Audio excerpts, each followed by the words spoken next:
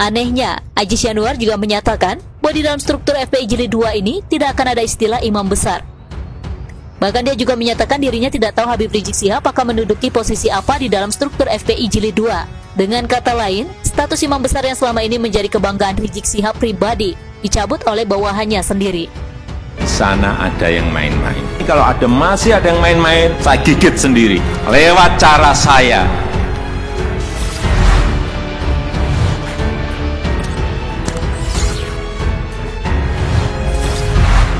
Wah, Habib Rizik Syihab dikudeta anak buahnya sendiri. Penulis Erika Ebener.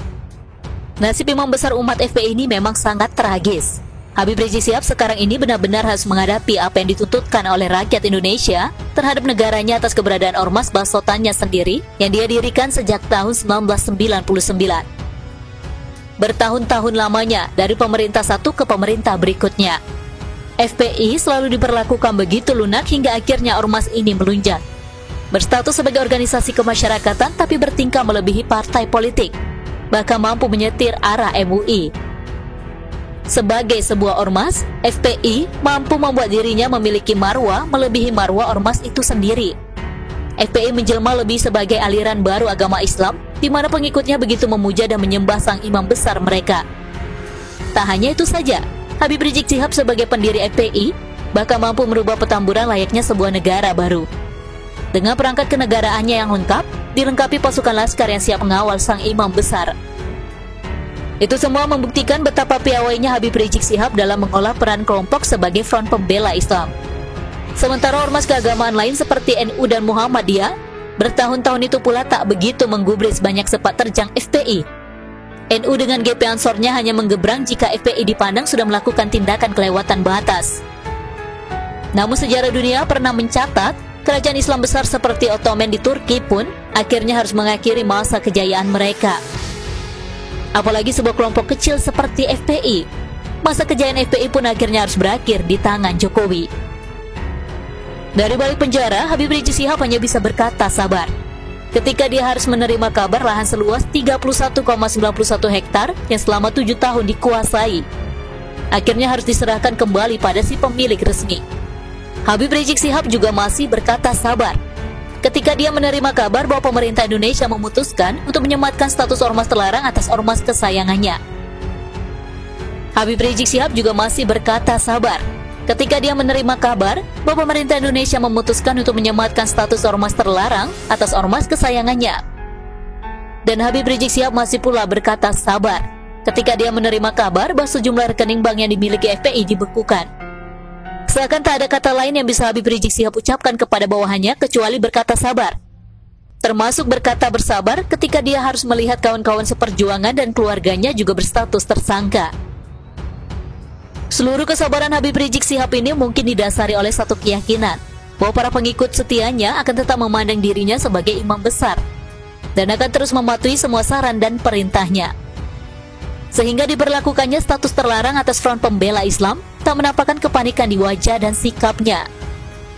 Habib Rizik Syihab seperti dikabarkan oleh kuasa hukumnya tetap terlihat tenang dan berpikiran sederhana. Kalau front pembela Islam dibubarkan, ya sudah, buat saja lagi ormas baru. Perintah Habib Rizik Syihab untuk mendeklarasikan kelompok baru pun dilakukan oleh pengikutnya. Sesaat setelah pemerintah Indonesia menyatakan bahwa front pembela Islam berstatus terlarang, kelompok baru dengan nama Front Pemersatu Islam dengan singkatan yang sama FPI juga dideklarasikan. Bahkan atas kelahiran FPI Jilid 2 ini, Ajis Yanuar yang selama ini bertindak sebagai corong FPI terlarang, bertindak sebagai kuasa hukum FPI terlarang menyatakan strategi FPI baru yang tidak akan didaftarkan supaya tidak pernah dibubarkan atau dinyatakan sebagai ormas terlarang oleh pemerintah Indonesia. Anehnya, Ajis Yanuar juga menyatakan bahwa di dalam struktur FPI Jilid 2 ini tidak akan ada istilah imam besar. Istilah imam besar akan ditiadakan.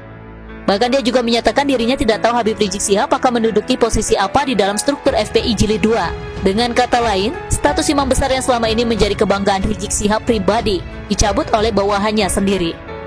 Sejauh ini, para deklarator FPI Jilid 2 masih terus melakukan pembahasan atas jabatan yang pas untuk diberikan pada Habib Rizik Syihab. Para deklarator itu diantaranya adalah: pertama, Habib Fihir Alatas; kedua, Kiai Haji TB Abdurrahman Anwar; ketiga, Kiai Haji Ahmad Sabri Lubis; keempat, Kiai Haji Abdul Qadir Aka; Kelima, Kiai Haji Awid Masyuri. Keenam, Ustadz Haris Ubaidillah. Ketujuh, Habib Idrus Al-Habsyi. Kedelapan, Ustadz Idrus Hasan. Kesembilan, Habib Ali Alatas. 10, Haji Munarman. Apa yang terjadi saat deklarasi Front Pemersatu Islam atau FPI Jilid 2 ini aneh? Tidakkah Habib Rizik Syihab tahu bahwa dirinya sedang dikudeta oleh anak buahnya sendiri?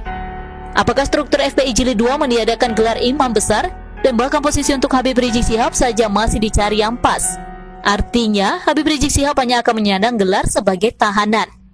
Tidakkah para deklarator FPI Jilid 2 ini menyadari bahwa peniadaan gelar imam besar akan berdampak banyak pada pengikutnya, terutama mereka yang sudah sangat hafal lirik lagu Habibana Habib Rizik Syihab?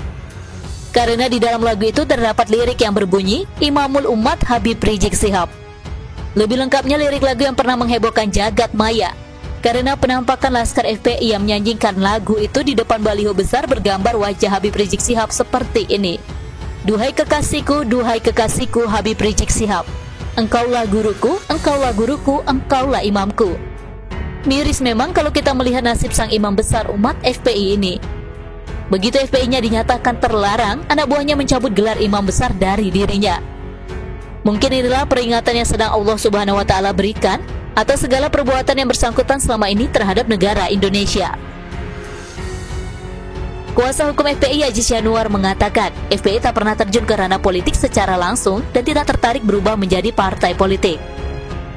Alasannya, jika menjadi parpol, FPI khawatir mereka masuk ke lingkaran penguasa dan menjadi zalim. Kami khawatir menjadi zalim, apalagi sampai masuk ke lingkaran penguasa ikut jalim, kata Aziz. Menurut Aziz, akan banyak mudaratnya apabila sampai FPI menjadi partai politik, sehingga pihaknya memutuskan untuk tidak menjadi partai politik.